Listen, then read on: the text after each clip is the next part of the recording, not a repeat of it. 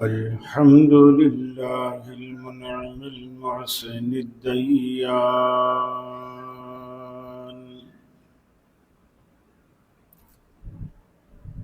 ذي الفضل والجود والإحسان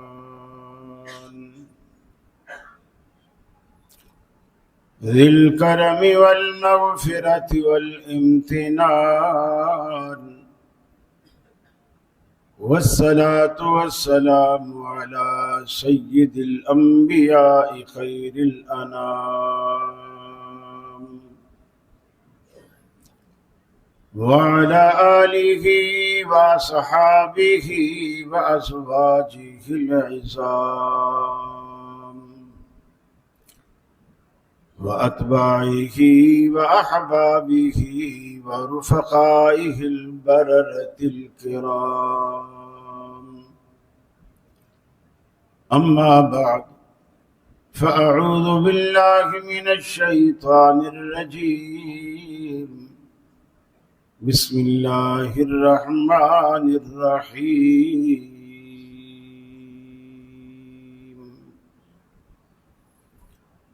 إن أول بيت وضع للناس للذي ببكة مباركا وهدى للعالمين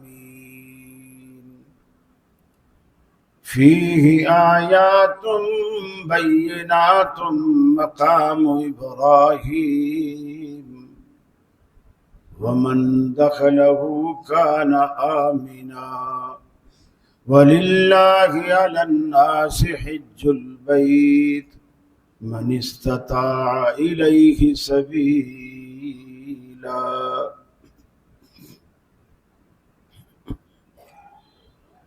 یہ مقصد ہے کہ دنیا سے جہالت دور ہو جائے،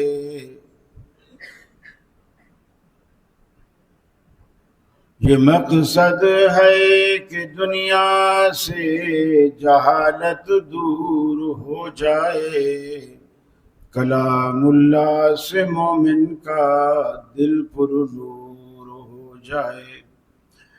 یا الہی جب تک کہ میرے جسم میں جان رہے، تجھ پہ صدقے تیرے محبوب پہ قربان رہے. میں رہوں یا نہ رہوں پر دل کی ہے یہ دعا، دین احمد اور عزت قرآن رہے. عزیز ساتھیو، دوستو اور بزرگوں، یہ تقریباً حج کا سیزن ہے، لوگوں کی تیاری ہے،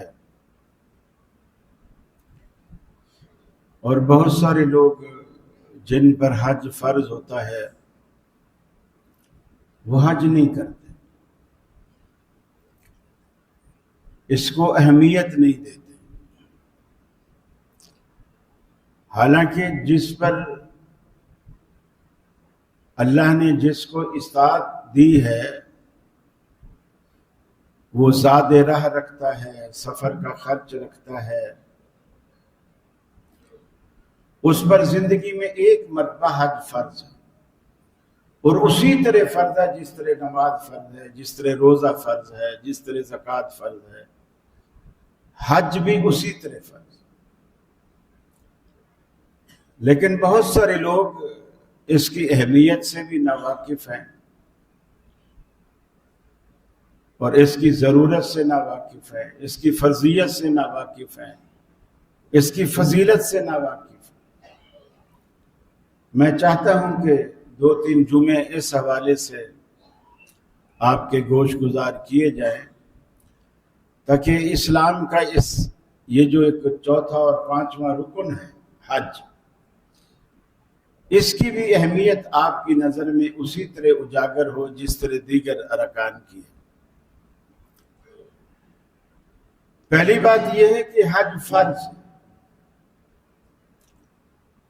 اتم الحج والعمرۃ للہ وللہ علی الناس حج البیت من استطاع الیہ سبیلا، لوگوں پر اس گھر کا حج فرض ہے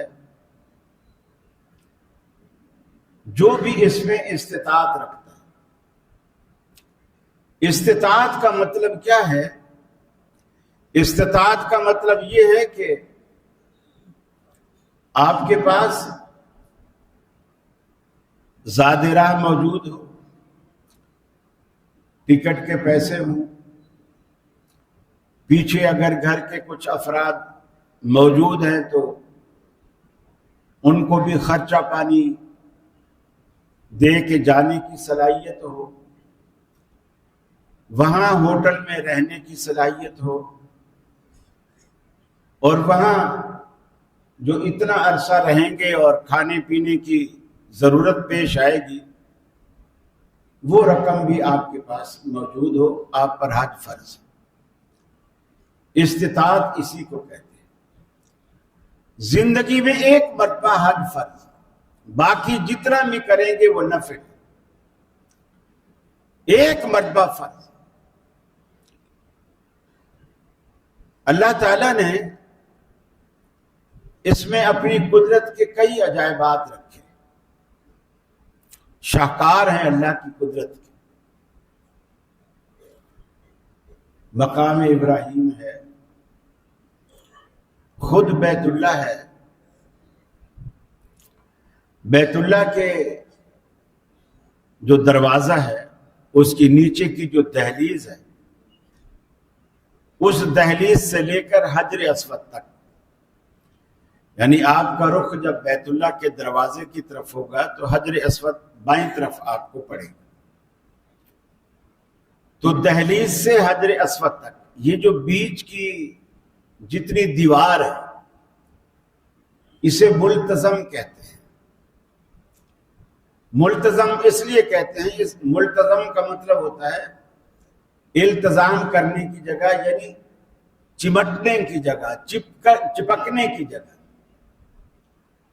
رسول اکرم صلی اللہ علیہ وسلم اپنے دونوں ہاتھوں کو ایسے پھیلا لیتے تھے، ایک دروازے کی طرف اور ایک حجر اسود کی طرف، اور بیچ کی دیوار سے اپنا سینہ اور اپنے رخسار، کبھی یہ سائڈ کبھی یہ سائڈ، دیوار کے ساتھ لگاتے اور چمٹ جاتے، بالکل اس طرح کہ جس طرح کوئی بچھڑا ہوا محبوب آپ کو آج ملا ہو تو آپ اس کا کیسے استقبال کریں گے۔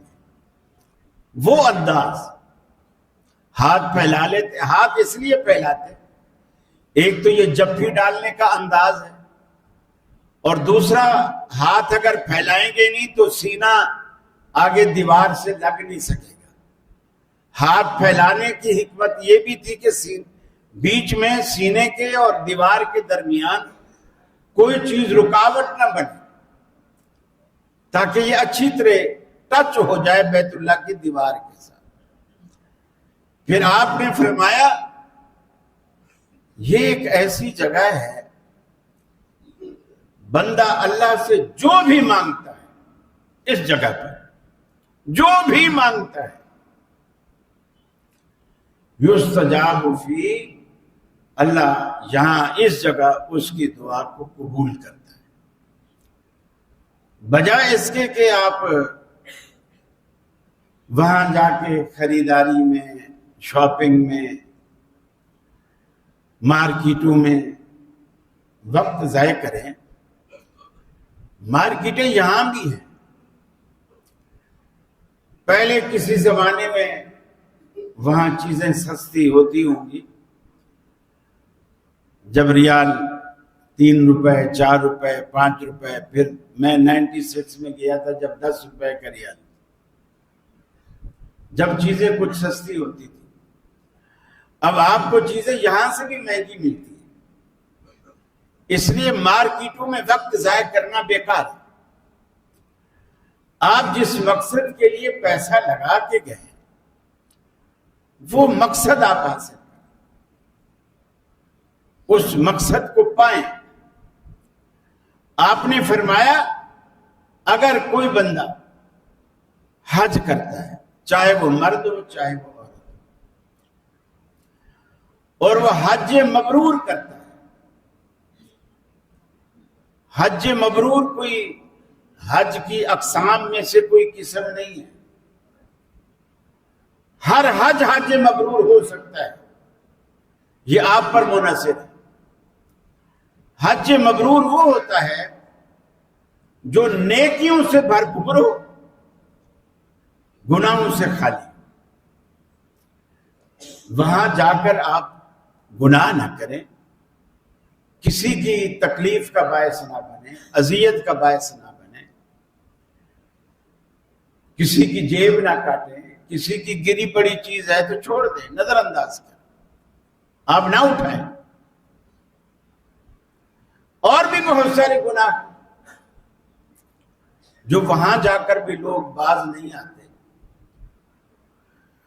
تو جب وہاں جا کر بھی آدمی گناہوں میں لگا رہتا ہے، اس کا حج حج مبرور نہیں ہوتا، وہ نیکیوں سے خالی ہوتا ہے۔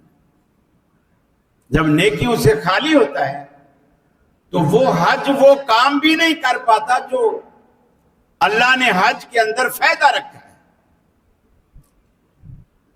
فائدہ کیا رکھا ہے؟ اگر اس نے اللہ کی رضا کے لیے حج کیا ہے تو حج کرنے کے بعد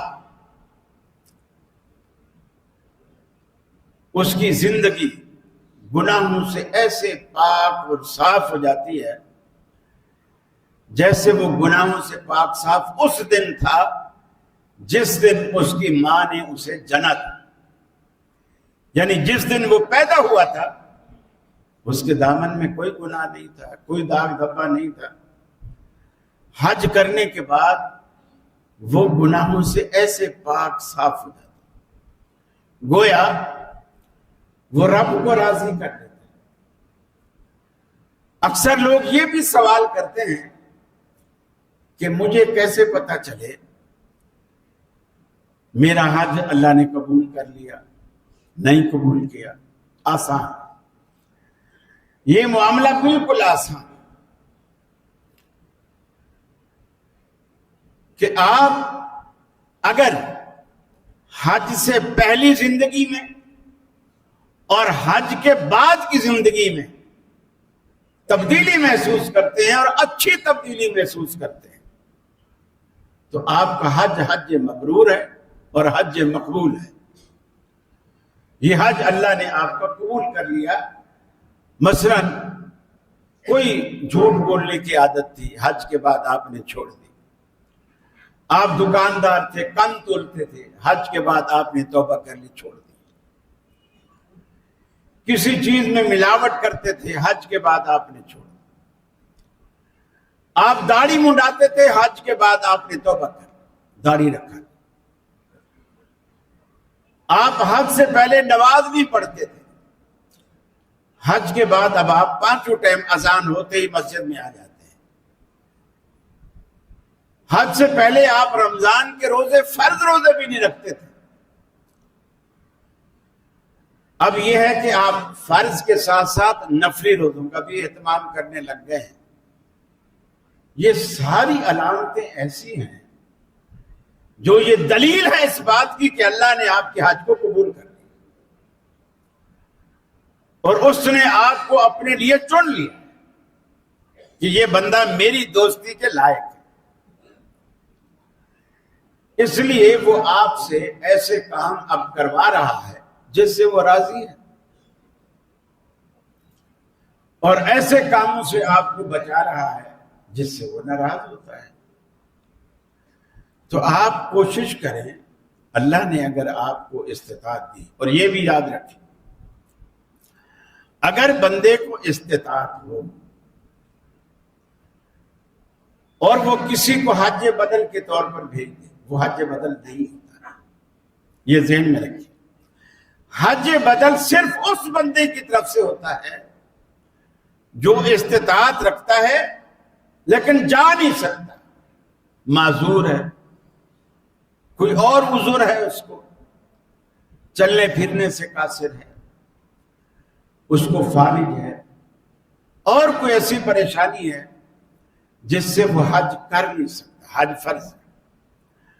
اب یہ اپنے عزیزوں میں سے یا کسی کو بھی جس نے پہلے سے حج کر رکھا ہو اس کو حج بدل کے طور پر بھیج سکتا ہے، لیکن اگر ہٹا گھٹا ہے جا سکتا ہے، صرف اس لیے کہ جی کاروباری مصروفیات ہیں، وہ حج بدل کے طور پر کسی کو اگر بھیجے گا بھی تو وہ نہ حج ہوگا نہ حج بدل ہوگا، وہ کچھ بھی نہیں۔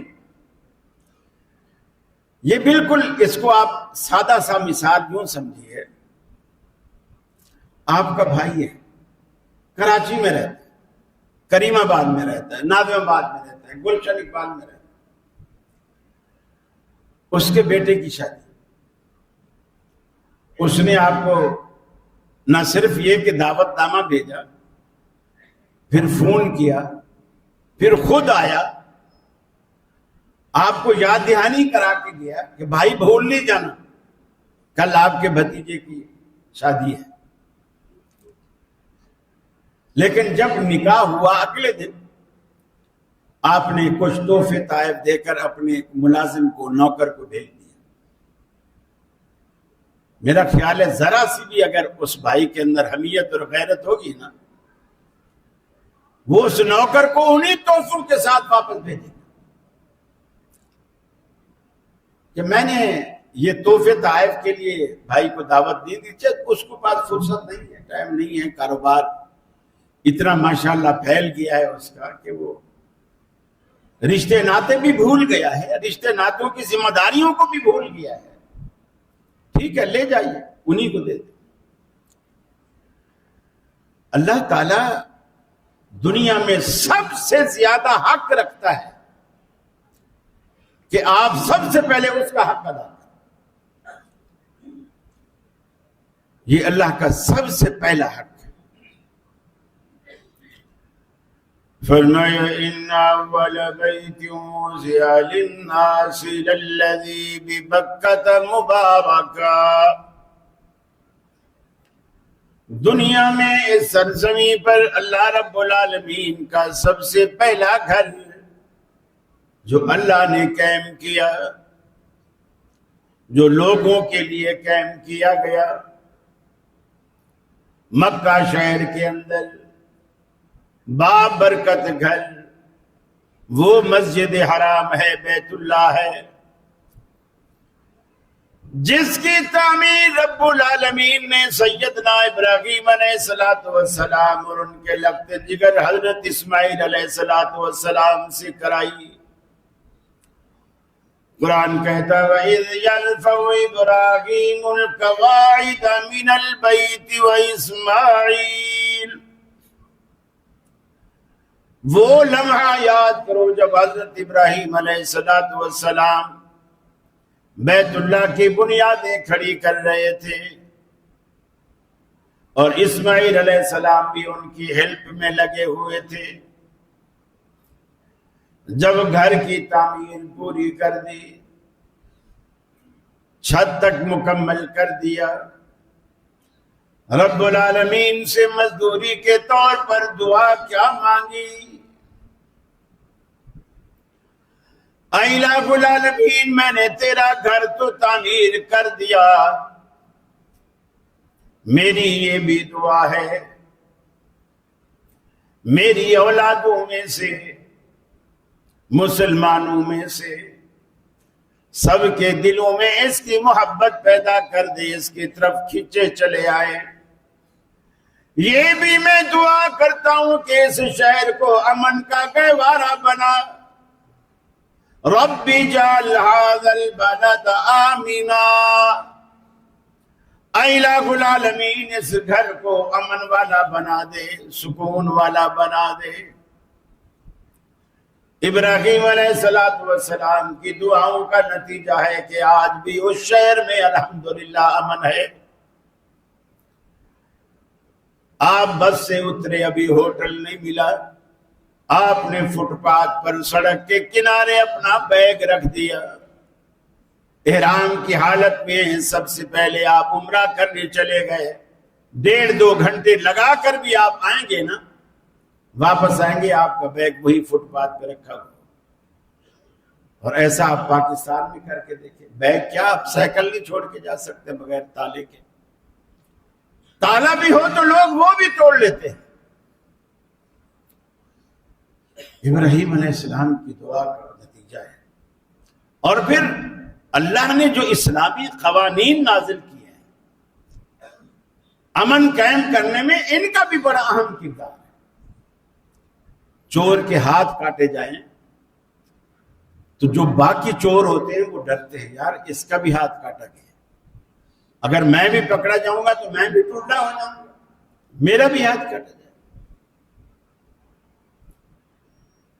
ولی خان نے، یہ جو پشاور کے تھے، پختون خان کے جو پارٹی کے سربراہ، ضیاء الحق کا دور جب آیا تو یہ آوازیں اٹھی کہ جی اسلامی قانون نافذ ہونا چاہیے، اسلامی قانون نافذ ہونا چاہیے. تو اس نے کہا تھا، اس نے کہا ٹھیک ہے کر لو، اگر آپ کو سارے پاکستان کو لنگڑا لولا ٹنڈا اپاہج بنانا ہے تو اسلامی قانون نافذ کر لو. اس کا مقصد یہ تھا کہ جب اسلام آئے گا کسی کا پاؤں کٹے گا، کسی کے ہاتھ کٹیں گے، سارا پاکستان لنگڑا لولا ہوگا. چوریاں کون نہیں کرتا؟ صاحب اقتدار بھی چوریاں کر رہے ہیں، ملازم بھی چوریاں کر رہے ہیں، بس کوئی چھوٹا ہاتھ مارتا ہے، کوئی بڑا ہاتھ مارتا ہے، اتنا فرق ہے. تو ابراہیم علیہ السلام کی دعا کا یہ ثمرہ تھا کہ مکہ آج تک الحمدللہ امن کا گہوارہ ہے. پھر اللہ تعالیٰ نے وہاں یہ بھی ایک شان رکھی ہے. آپ نے فرمایا دجال مکہ میں اور مدینہ میں، دونوں شہروں میں دجال داخل نہیں. قرب قیامت میں بھی جو دجال کی آمد کی علامات ہیں، اللہ تعالیٰ دونوں شہروں کی سرحدوں پر فرشتے مقرر کر دے گا جو دجال کو شہر میں داخل نہیں ہونے دے. پھر آپ نے یہ بھی فرمایا، دیکھیے جس جگہ آپ کے نیکی کرنے سے نیکی بڑھ جاتی ہے، اجر بڑھ جاتا ہے، ثواب بڑھ جاتا ہے، وہاں اگر آپ گناہ کرتے ہیں تو گناہ بھی بڑھ جاتا ہے. یہ نہیں ہے کہ گناہ پاکستان جتنا رہتا ہے اور نیکیاں حرم والی ملتی ہیں، گناہ بھی اسی حساب سے بڑھ جاتا ہے کہ بدبخت تو اتنی مقدس جگہ پر آ کر بھی وہ عادت نہیں چھوڑ رہا، گناہ بھی بڑھ جاتا. حالانکہ پاکستان میں اگر کوئی بدعت کرتا ہے، اللہ کے رسول نے بدعتی کی وعید تو کی ہے کہ جس نے بھی بدعت ایجاد کی وہ مردود ہے، اور یہ بھی کہا کہ کل محدثۃ بدعہ، ہر دین میں نیا کام بدعت ہے، کل بدعۃ ضلالہ، ہر ضلالت گمراہی ہے، بدعت گمراہی ہے، اور ہر گمراہی انسان کو دوزخ میں لے جاتی ہے. لیکن مدینے میں اگر کوئی بدعت کرتا ہے، آپ نے دو باتیں فرمائی. مدینہ شہر کے اندر اگر کوئی بدعت کا ارتکاب کرتا ہے یا کسی بدعتی کو پناہ دیتا ہے، اپنے گھر میں ٹھہراتا ہے بدعتی کو، انسانی ناطے سے کہ بدعتی ہے تو کیا ہوا، انسان تو ہے نا. یہاں لوگ اکثر یہی فارمولے پیش کرتے ہیں، میاں مشرک ہے تو کیا ہوا، انسان تو ہے نا، بدعتی ہے تو کیا ہوا، انسان تو ہے نا. انسانیت وہاں جاگ آتی ہے. اللہ کے رسول نے فرمایا میرے شہر مدینے کے اندر اگر کوئی بدعت کرتا ہے، او آوا محدثن، یا کسی بدعتی کو پناہ دیتا ہے، اپنے گھر میں ٹھہراتا ہے، اپنے دفتر میں رکھتا ہے، اس کو پناہ دیتا ہے، فلعنت اللہ ہے، اس پر اللہ کی لعنت ہے، والملائکۃ والناس اجمعین، اور فرشتوں کی اور دنیا بھر کے لوگوں کی اس پر لعنت. پناہ دینے والے پر بھی اور بدعت کرنے والے پر.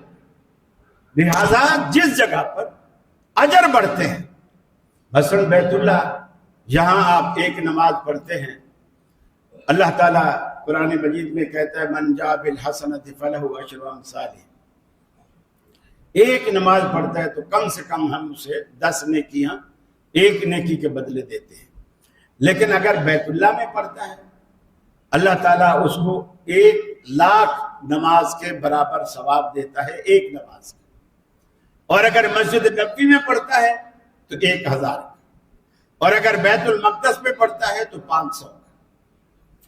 یہ کچھ لوگ یہ بھی کہتے ہیں کہ جی نہیں مسجد نبوی میں 50,000 ہے، ایسا کسی صحیح حدیث سے ثابت نہیں۔ صحیح حدیث سے یہی ہے کہ مسجد نبوی میں 1,000، بیت اللہ میں 1,00,000، یہ ثواب ہے اس جگہ، اور وہاں جا کر آپ بدعتیں نہ کریں۔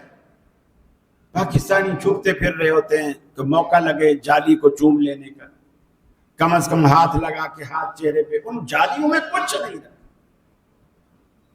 ان جالیوں میں کچھ نہیں رکھا۔ نہ رسول اللہ صلی اللہ علیہ وسلم کے وقت میں یہ جالیاں تھیں، نہ آپ اس وقت تو ایک کچا کمرہ تھا، وہ اب بھی ہے، اندر ہے، یہ تو بہت دور ہے، بہت بعد کی تھی، اورنگزیب کے دور کی یہ بہت بعد کی گرلیں لگائی گئیں۔ اب آپ وہاں یہ بدعت کا ارتکاب کرتے ہیں، چوما چاٹی یہ وہ۔ اسی لیے اللہ تعالیٰ نے وہاں لوگ ایسے مقرر کیے ہوئے ہیں جو ڈنڈے لے کے کھڑے، آپ نے ذرا سا سر جھکایا چومنے کے لیے، اس نے اوپر ڈنڈا مارا، پھر لوگ کہتے ہیں توبہ توبہ، یہاں بھی وہابی آ گئے۔ یہ وہابی نہیں آ گئے، اللہ نے حفاظت کر رکھی ہے ان مقدس شہروں کی، کہ یہاں شرک بھی نہ ہو، یہاں کفر نہ ہو، اور یہاں بدعت نہ ہو۔ پھر اللہ نے کئی حوالوں سے مکے کو، مدینے کو، کئی حوالوں سے اللہ تعالیٰ نے فضیلت دی۔ فرمایا لا اقسم بهذا البلد، اے محبوب قسم ہے مجھے اس شہر کی، اس امن والے شہر کی، شہر مکہ کی مجھے قسم ہے۔ کس بات پر؟ اے الہ العالمین، اس شہر مکہ کی تو قسمیں کیوں کھاتا ہے؟ کیا اس لیے کہ یہاں تیرا گھر بیت اللہ ہے؟ فرمایا نہیں۔ کیا اس لیے کہ یہاں آب زمزم ہے؟ فرمایا نہیں۔ کیا اس لیے کہ یہاں مقام ابراہیم ہے؟ فرمایا نہیں۔ کیا اس لیے کہ یہاں مینا و عرفات ہیں؟ فرمایا نہیں۔ پھر الہ العالمین تو شہر مکہ کی قسمیں کیوں کھاتا ہے؟ فرمایا وَأَنْتَ حِلٌّ بِهَذَا الْبَلَدِ، مکہ کی قسمیں اس لیے کھاتا ہوں کہ مکہ کی سرزمین کو تیری قدم بوسی کا شرف حاصل ہے۔ آمنہ کے لال مکہ شہر میں بچپن، لڑکپن، جوانی، پھر آپ کے نبوت کا تاج سر پہ سجائے جانے تک آپ نے ساری عمر مکہ میں گزاری۔ مکہ کی قسمیں رب العالمین اس لیے کھاتا ہے، مکہ کی سرزمین کو نبی مکرم کی قدم بوسی کا شرف حاصل ہے۔ وَأَنْتَ حِلٌّ بِهَذَا الْبَلَدِ، اس لیے کہ تو اس شہر میں چلتا ہے، تو اس شہر میں پھرتا ہے۔ کئی حوالوں سے اللہ رب العالمین نے لہٰذا آپ کو یہ جستجو کرنی چاہیے، مکے کی زیارت کی، مدینے کی زیارت کی، مسجد نبوی کی زیارت کی، آپ کو یہ جستجو کرنی چاہیے، اور وہاں جا کے خرافات سے نہیں بچنا چاہیے۔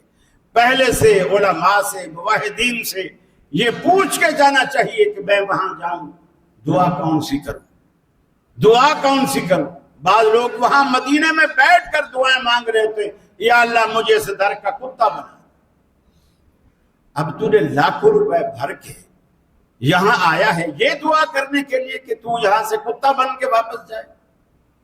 بھلے وہ مدینے کا کتا، کتا ناپاک ہے، چاہے وہ مکے کا ہو، چاہے مدینے کا، چاہے پاکستان۔ کتا تو پاک نہیں ہوتا، نجس، اس کا جھوٹا بھی ناپاک۔ آپ کے کپڑوں سے ٹچ ہو تو آپ کے کپڑے بھی ناپاک، آپ ہاتھ پھیرے تو آپ کے ہاتھ ناپاک، آپ اس کی کھال سے کچھ بنا نہیں سکتے، نہ کوئی جائے نماز، نہ کوئی بشکیزہ، رنگ بھی دے تو بھی ناپاک۔ یہ نجس و لعین ہے، دونوں جانو، کتا بھی اور خنزیر بھی۔ تو آپ جب لاکھوں روپے لگا کے جاتے ہیں تو یہ سوچ کر جائیں کہ آپ کیوں جا رہے ہیں، اپنے ضمیر سے سوال کریں کہ آپ جا کیوں رہے۔ اور اگر آپ کا ضمیر کہے کہ میری زندگی سیاہ کاریوں سے بھر چکی ہے، میں انہیں دھونے جا رہا ہوں، تو پھر دھونے کا ایک طریقہ ہے. پھر علماء سے پوچھیں یہ کیسے دھلیں گی، یہ کیسے صاف ہوں گے؟ آپ ہلکا پھلکا ہو کر وہاں سے آئے. یہ نہیں کہ شیو بنانے کے لیے بلیڈ بھی مدینے سے خرید کے لائے، نہیں، آپ ہلکے پھلکے ہو. یہ سارے پاکستانی گناہ وہیں چھوڑ کے ہیں، دفن کر کے ہیں. جب شیطان کو کنکریاں مار رہے ہوں تو آپ کے دل و دماغ میں یہ بھی تصور ہو کہ اس شیطان کی وجہ سے جو میں نے گناہ کیے تھے وہ بھی سارے اسی کو دے کے جا رہا، سارے اسی کو واپس کر رہا. تیری امانت تھی میرے پاس، میں نے آ کے تجھے تیرے حوالے کر دی. وہاں سے بالکل ایک سچا مسلمان بن کر آپ واپس آئے. اللہ کے رسول نے کیوں فرمایا کہ جب ایک حاجی یا عمرہ زائر عمرہ کر کے آتا ہے اور آپ کی اس سے پہلی ملاقات ہوتی ہے تو آپ نے فرمایا اس کی دعا اللہ قبول کرتا ہے، اس لیے اس سے تو دعا کرا، اپنے لیے دعا کرا، اس لیے کہ اللہ اس کی دعا کو قبول کرتا. کیوں؟ کہ وہ اپنے گناہوں سے توبہ کر کے معافی مانگ کے بالکل پارسا بن کر اللہ کو خوش کر کے آیا ہے. اللہ اس سے اتنا راضی ہے، اب یہ اللہ سے کچھ بھی مانگے گا اللہ تعالیٰ اسے عطا کرے. تو آپ یہ سوچ کر اللہ رب العالمین کا جو حج آپ پر فرض ہے، اس فریضے کو آپ اسی طرح ادا کریں کہ اللہ تعالیٰ نے آپ پر حج کو فرض کیا ہے. اور پھر نبی کریم صلی اللہ علیہ وسلم نے یہ بھی فرمایا، بہت ساری جگہیں ہیں، وہاں عرفات ہے، یہ وہ جگہ ہے جو حضرت آدم علیہ السلام جہاں آ کے انہوں نے اللہ سے دعا کی، رو رو کے دعا کی، اور اللہ تعالیٰ نے ان کی دعا کو قبول کیا. کب؟ جب یہ جنت سے نکالے گئے تھے اور یہ بھٹک رہے تھے. حضرت حوا بھی حضرت آدم الگ الگ جگہوں پہ اتارے گئے، اور الگ الگ جگہوں پہ آنے کے بعد اللہ سے رو رو کے دنیا میں کوئی ہے ہی نہیں، نہ کوئی کھیتی باڑی ہے، نہ کوئی انسان ہے، سب وہ پہلے انسان ہے. جنت میں تو نسل بڑی نہیں تھی، نسل آ کے بڑی دنیا میں. پھر اللہ تعالیٰ نے ان کی دعا کو قبول کیا اسی میدان عرفات.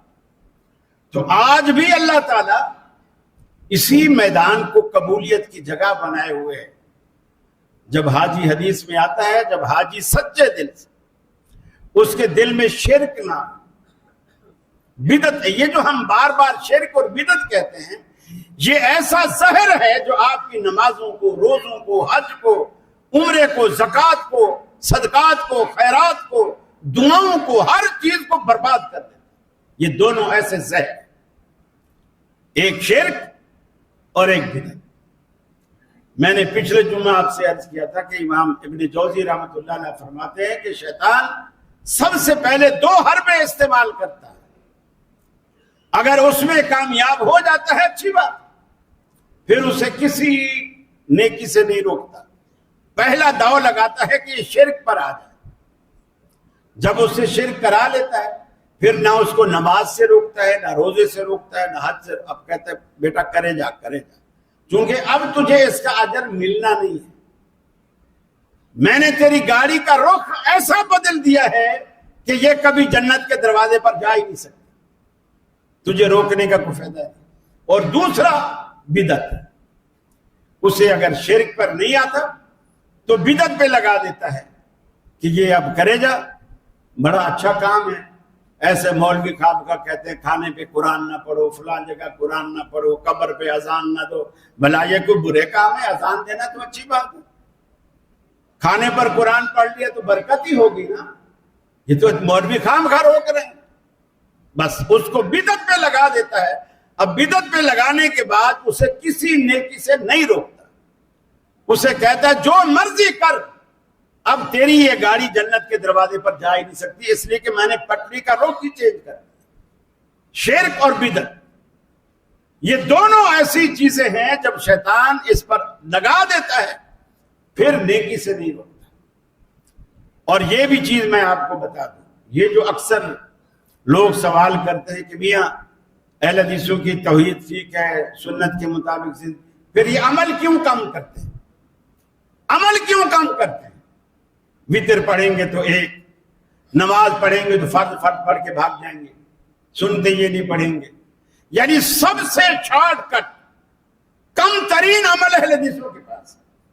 اس کی بنیادی وجہ یہ ہے پڑھنا چاہیے، کرنا چاہیے، لیکن شیطان انہیں کیوں روکتا ہے؟ شیطان کو پتہ ہے اس کا عقیدہ صحیح ہے، عمل سنت کے مطابق. اب یہ جو بھی عمل کرے گا اسے اجر ملے گا، لہذا اس کو نیکی سے روکو، عمل سے روکو. شیطان ہمیں عمل سے روکتا ہے اس لیے کہ وہ جانتا ہے اس کے عمل کا اس کو فائدہ ہے. آپ کو 8 رکعتیں تراویح بھی نہیں پڑھنے دے گا اور دوسروں کو 20 سے بھی نہیں روکے گا. یہ فرق ہے. آپ کو 8 بھی نہیں پڑھنے دے گا، دوسرے کو 20 سے بھی نہیں روکے گا. کیوں نہیں روکے گا؟ کہ اب تو 20 پڑھ یا 40 پڑھ، تجھے ملنا تو کچھ چاہیے. یہ اگر 8 بھی پڑھے، 2 بھی پڑھے، 4 بھی پڑھے تو اس کو ملنا، اس لیے کہ سنت کی موافقت میں پڑھ رہا ہے اور توحید کے عقیدے کے ساتھ پڑھ رہا ہے. جو چیز اجر کو اللہ کے ہاں ویلیویبل بناتی ہیں وہ یہ 2 چیزیں ہیں، دل میں توحید کا ہونا اور سنت کا ہونا. یہ عمل کو خوبصورت بناتی ہیں اور اللہ رب العالمین کی جناب میں شرف قبولیت کا باعث بنتی ہیں یہ 2 چیزیں. آپ حج کے جانے سے بھی پہلے اپنے عقیدے میں توحید کو راسخ کیجیے، شرک کو نکالیے. شرک معمولی باتوں سے بھی آدمی گمان نہیں کرتا کہ اس چیز میں بھی شرک ہو جاتا ہے. بعض دفعہ ہم جانے انجانے میں ہم کہہ رہے ہوتے ہیں یا رات میں نے چنے کی دال کھائی، دال شاید باسی تھی، فریج کی تھی، میرے تو پیٹ میں درد، دال نے درد کر دیا. دال نے درد نہیں کیا، یہ جملہ شرکیہ ہے. اگر انجانے میں بندہ کہتا ہے اللہ اسے معاف کرے، لیکن اس کو سوچنا چاہیے جب بھی تکلیف آئے گی اللہ کی طرف سے اور جب بھی شفا ملے گی اللہ کی طرف سے. کوئی چیز فی نفس ہی نہ تکلیف دینے کی طاقت رکھتی ہے اور نہ آپ کو فائدہ پہنچانے کی طاقت رکھتی ہے. حتیٰ کہ جادو بھی بذات خود آپ کو نہ نفع دے سکتا ہے نہ نقصان، جب تک اللہ کا اذن شامل حال نہ ہو، اللہ کی اجازت شامل حال نہ ہو. نظر بد آپ کا کچھ نہیں بگاڑ سکتی جب تک اللہ کا اذن شامل نہ ہو.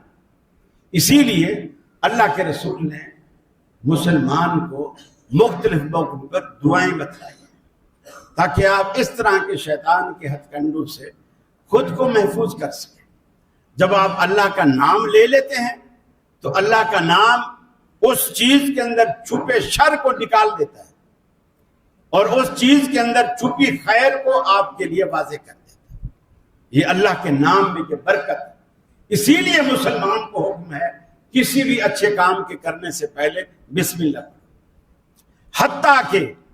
حتیٰ کہ میاں بیوی کی شادی بھی ہو اور وہ ہم بستر ہوں تو سب سے پہلی دعا جو اللہ کے رسول نے سکھلائی اس میں پہلے الفاظ بسم اللہ. بسم اللہ ہے اللہم جنبنا الشیطان وجنب الشیطان ما رزقتنا.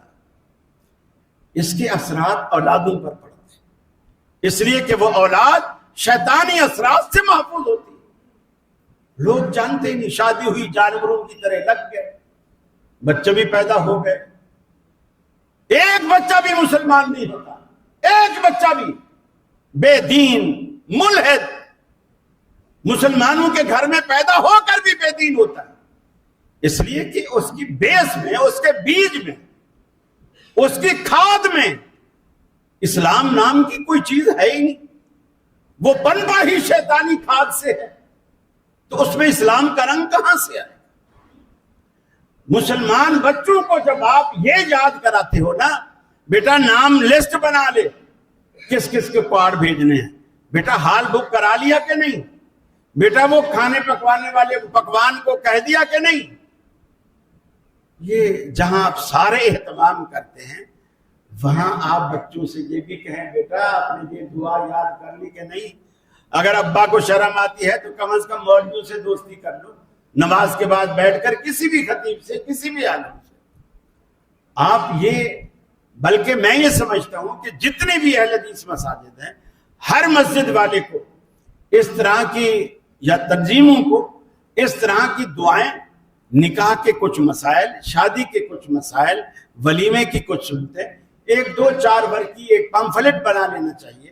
جب بھی دولہا دلہن آئیں اور ان کو وہ پمفلٹ ضرور دینا چاہیے، ضرور دینا چاہیے، اور شادی کے موقع پر اسے تقسیم کرنا چاہیے تاکہ لوگوں کا فائدہ ہو.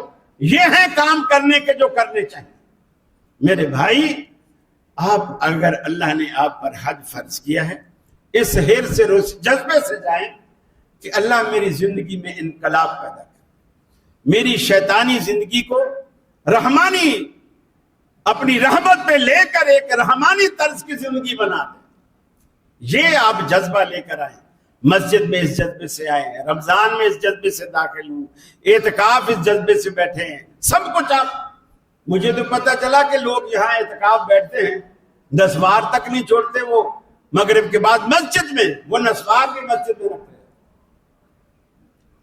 اب بھلا بتلائیے، اگر اللہ کے لیے آپ نسوار نہیں چھوڑ سکتے جو حرام ہے، تمباکو ہے، حرام ہے، آپ وہ نہیں چھوڑ سکتے، تو اعتکاف کوئی فرض تھوڑی ہے. آپ نہ بیٹھے، آپ نہ بیٹھے. اللہ نے کوئی ڈنڈا تھوڑی اٹھایا ہوا ہے کہ جو نہیں بیٹھے گا میں اسے ماروں گا. نہیں، نہ بیٹھے آپ، اور بیٹھے تو پھر اس کے تقاضے ہیں، وہ تقاضے آپ پورے کریں. یہ بہت ضروری ہے. دیکھیے، جو چیزیں حلال ہیں، لہسن حلال ہے، پیاز حلال ہے، یہ حرام نہیں ہے، حلال ہے. لیکن اللہ کے حبیب نے فرمایا یہ جب کچے کھا لو مسجد میں نہیں آؤ، کیونکہ تمہارے منہ کی بو سے فرشتوں کو تکلیف ہوگی.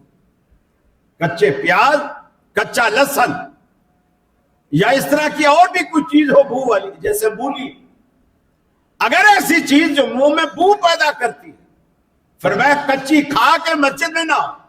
اور آپ مسجد میں بیٹھ کر وہ چیز کھا رہے ہیں جو ہے ہی حرام. اللہ حلال کھا کے مسجد میں آنے سے منع کر رہا ہے صرف بو کی وجہ سے، اور آپ مسجد میں بیٹھ کر اعتکاف کی حالت میں آپ حرام کھا رہے ہیں. تو یہ چیزیں ہیں سوچنے والی. یہی وجہ ہے ہم یہ سارے نیکی کے کام کر لیتے ہیں، لیکن ہمیں وہ ثمرات حاصل نہیں ہوتے جو اللہ تعالیٰ نے ان نیکیوں کے اندر رکھے ہوتے ہیں.